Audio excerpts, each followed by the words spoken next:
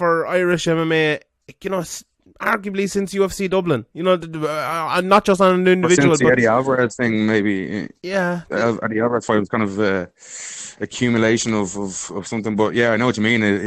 As a just not one person. I know everybody kind of sees himself as part of them. A lot of people see themselves as part of the McGregor thing, but the Dublin thing really embodied a lot, or brought in a lot of people, and a lot of people who had been going to these small MMA shows for years with no like mainstream coverage, and people thinking it's really weird, and it was kind of like a cult kind of job.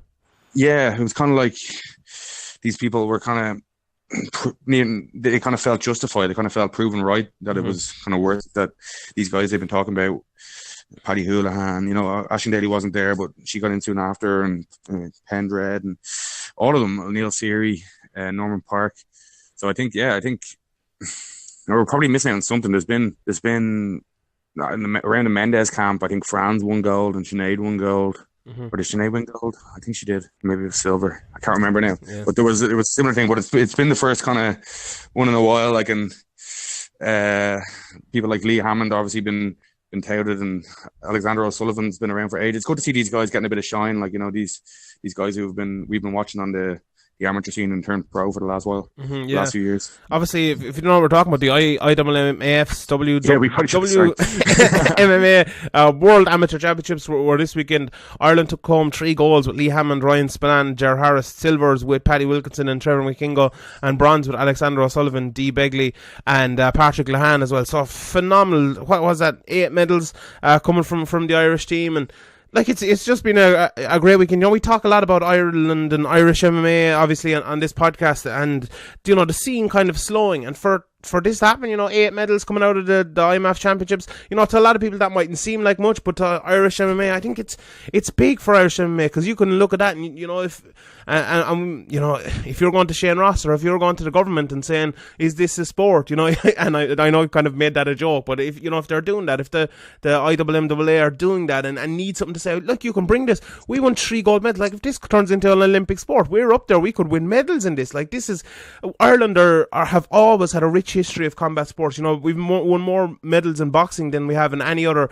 Olympic sport. You know, and MMA, it looks like we've a hotbed for, you know. So that's only because they won't include Gaelic and make us the world champions. That is true. That is Limerick, obviously, and Dublin as well. We're both the world champions. But anyway, like, you know, Ireland, with kind of young people coming through, you know, thanks to McGregor, and even you know, before McGregor and stuff like that, it seems to be, you know, kind of a hotbed for amateur MMA and stuff. And despite the scene, you know, you can obviously speak about this more than me, but the scene, you know, it used to be a vibrant scene. There used to be lots of amateur fights, and you know, there still is. We'll have Cage Legacy.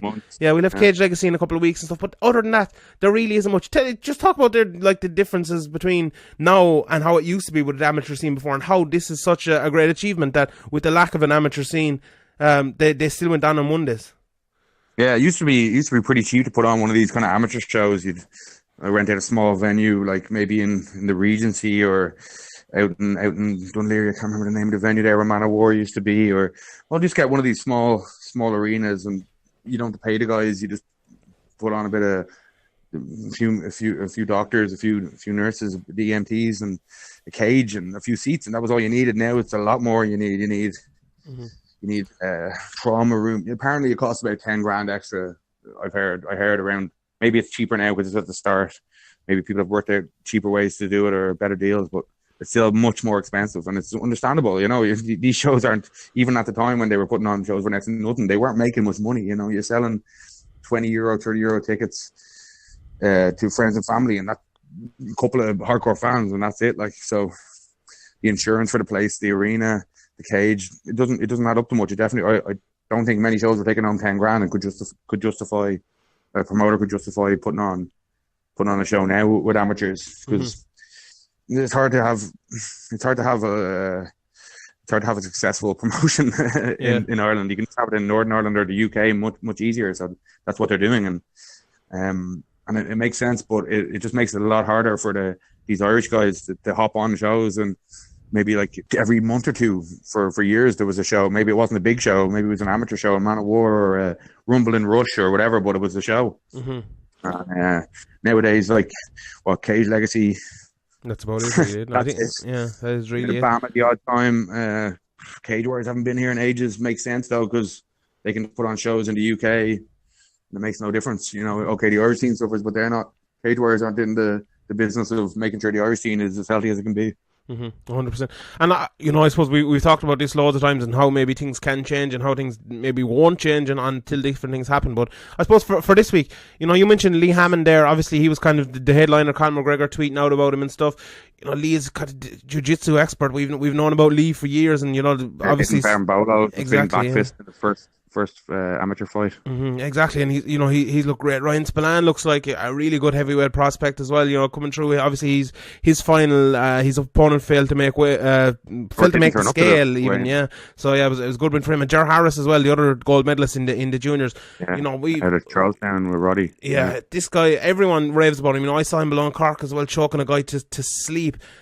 This guy looks really, really good. So I think Padraig Foran has kind of trained with him as well, who works for Severe, and has done a couple of videos and stuff on him as well. And he's always raving about him. So Ger Harris is one of these guys coming through that looks unbelievably good. Owen Roddy as well. It's been a big few months, hasn't it, for like the emerging coaches like Owen Roddy and Chris Fields as well. Chris Fields had Ian Gary won as well last night. This guy looks different level. I was talking, Petey was kind of telling me about him there the other day, sending me on videos of him and stuff, so I shout out to Petey. But this guy looks really, really good. I think he's a judo black belt, something like 40 or 50 kickboxing fights, and he's just destroying guys at amateur MMA, and looks to be improving an awful lot as well. So, these guys coming through, maybe we had a bit of a, not a lull, but a bit of a gap between like, the McGregor Daly Pindred era, and then like the Kiefer Crosby Reese McKee type of era. Think about it. How many years behind the scenes did like Ashing Daly and Carl Pendred and Conor McGregor and Paddy, all these guys, Chris Field,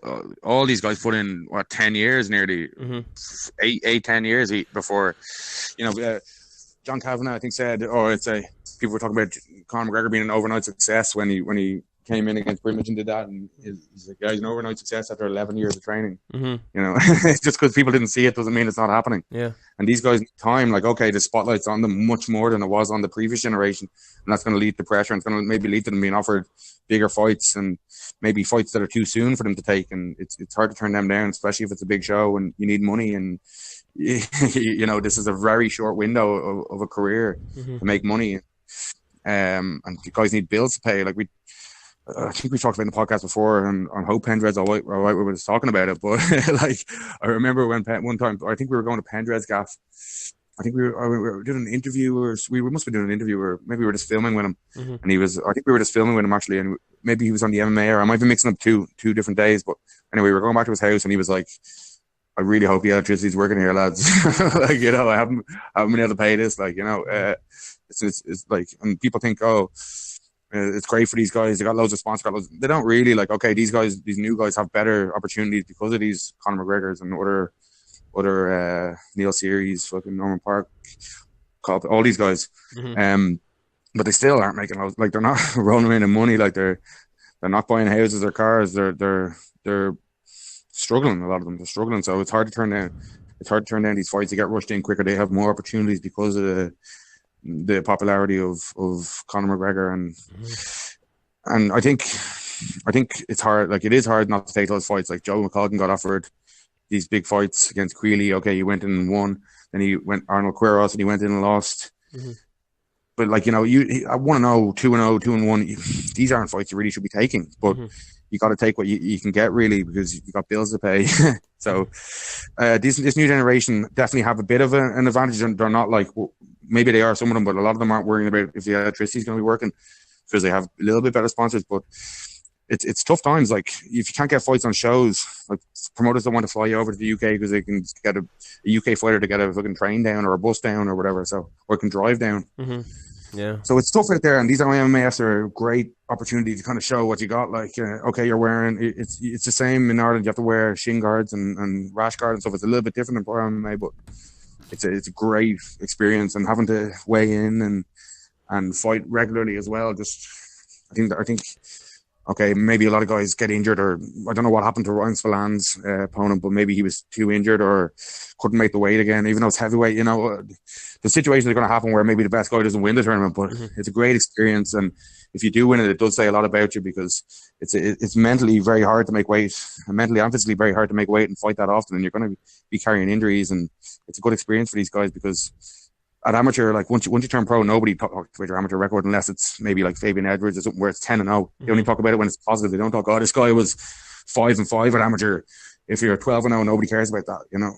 Nobody's talking about that. So it's a good opportunity to go out there and experience like fighting with injuries, making weight, being in a different country like Bahrain or wherever it is. Like it's a great experience, and especially when you come back with the gold medal, it's going to give you a lot more confidence. Yeah, 100%. Yeah, I suppose before we move on from kind of the local scene to the UFC, the Cage Warriors had a good show this weekend. James Webb, obviously another Chris Fields trained fighter, had a big win there.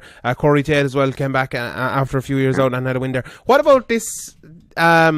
Did you hear about this Nathan Grayson, Blaine O'Driscoll deal? Obviously, Nathan Grayson, I believe, is the Cage Warriors 125-pound champion. He talked to Pizzi a couple of weeks ago and basically told him that he wasn't going to make weight for the money they were offering him because the 125 pound. No, but just let me explain his reason first. Obviously, his kind of reasoning is the UFC got rid of the 125-pound division, and he no longer has any motivation to make 125 pounds, so he just kind of didn't bother showing up for the fight, which you signed the contract, though. You signed the contract. You're a man of your word. You turn up. Yeah, I can see it from his point of view that, like, if you're not giving him that much money, why should he do that? But I can also see it from, and I probably agree with the other point of view, that, like, why did you sign the contract? And as well for Blaine O'Driscoll, and it's not just because he's Irish or anything. I'd say this was an Irish guy doing English guys. Like, it's really, really bad on him. Very, very unprofessional. I'm thinking, like, okay, who's going to sign this guy again? If he's that unprofessional, a week out or 2 weeks out from a fight, just not going to bother making it when he is your champion. That seems like a guy who, who I wouldn't want to promote, and who guys wouldn't probably want to offer big money to actually fight for him, because he's even going to bother turning up. So what was your take on it? You obviously think it was very unprofessional as well, yeah? Yeah, I think if you sign the contract, like, you got to have respect for the other guy as well. Like, okay, if you have a bad injury and it may affect you in the fight, okay, I can understand. Maybe you could have fought, but you have a lot of respect for the opponent, and you have your goal set on the UFC or whatever you have your goal set on. I can understand that, but the division isn't even gone from the UFC, so officially anyway, like, there's a fight lined up, so it doesn't really make much sense to me. Yeah, it definitely is a weird one anyway. Look, hopefully Blaine O'Driscoll gets another fight pretty soon, and maybe on Cage Warriors 100, even if he can get a vacant title fight there or something. So hopefully he does that. But a good weekend for Irish MMA anyway, and for European local MMA. Alright, let's get to this Cage Warriors card from Argentina. Actually turned out to be a pretty good card, I think. Before you go on to that, actually, Cian Cowley. Yes. Go on. Yeah, really, really impressive for him. I actually meant to bring that up. Sorry, I've written down in my notes, I would have got it later on anyway. But yeah, Cian Cowley looked great. Beat up his opponent with leg kicks, knocked him down, finished him with ground and pound. It was maybe a coming of age is a bit soon, but it looked like he was more comfortable in there than he ever was before, didn't it? Yeah, he looked comfortable in his last brave fight when he hit the ground as well. And in this fight, okay, he had your man's legs crippled, but he looked comfortable on top. A lot of times when a striker comes in, they're kind of wary of the ground, but he seems to be embracing it. And maybe he got in there a bit too early at the start, but maybe that was a lesson he needed to learn, that you need to put a lot more hours into this jiu-jitsu and wrestling and everything else. So yeah, those leg kicks are vicious. And I think Hardy Bray is, like, he has a good amateur record. We were talking about amateur records. Nobody really cares about them when they're bad, but he has a good one, and he's a good fighter himself. He just got ran over. Those leg kicks, he just couldn't handle them from the start. And once he dropped, Cian had the killer instinct to get on top of him and looked very comfortable there. And I think it was a good stoppage from the ref and a really good performance from Cowley. Yeah, 100%. Yeah, like, obviously a lot of people know Cian Cowley from obviously being in court with McGregor and all like that. But if okay, we've talked about that before and loads of times. If you look at him as an actual fighter and the way he speaks and stuff, a lot of people are I am as well, very impressed with Cian Cowley. After his loss he had there, maybe a year ago or something like that, he seemed to, like, take it very well and spoke about how he needs to improve his ground game and all. I think it was like maybe 2 weeks after I was at Cage Legacy below Cork, and he was doing a grappling match. That's the sort of thing you need to do if you're a striker. Everyone knows Cian Cowley. He's a decorated striker, and as we saw at the weekend, a really good kickboxer and stuff. And obviously, getting into, you know, jiu-jitsu tournaments and you know, matches in a cage, maybe like they have at Cage Legacy. That's big as well. You know, I heard Brad Wharton talk about it on Cage Warriors commentary as well, that Chris Fields does that with a lot of his guys as well. You know, maybe sends them to, you know, if they're grappler, sends them to do Muay Thai fights or kickboxing fights, and if they're a striker, send them to do jiu-jitsu, things like that. So Keane Cowley always to me speaks well when he's talking about fighting, and speaks on how, you know, he had that famous kind of line that I'll smile when I'm rich, or something like that, which, you know, which you like to see. And you know, we talk a lot about guys, oh, maybe they're getting the money now and they don't care about it. Like, he seems definitely like one who tries to improve. You know, maybe, you know, everyone's not going to get there, but he seems like one who has his heart set in it, and you know, who has kind of the mental mindset to get there, doesn't he? Yeah, he does. Yeah, he's very focused. I spent a bit of time with him when I was over in New York, filming for the court cases, and over in Vegas there for the Khabib fight. And he, you know, we're in the fighter house afterwards, and himself and Lee Hammond are wrestling. They're, even when they're in the pool, they're wrestling, they're grappling.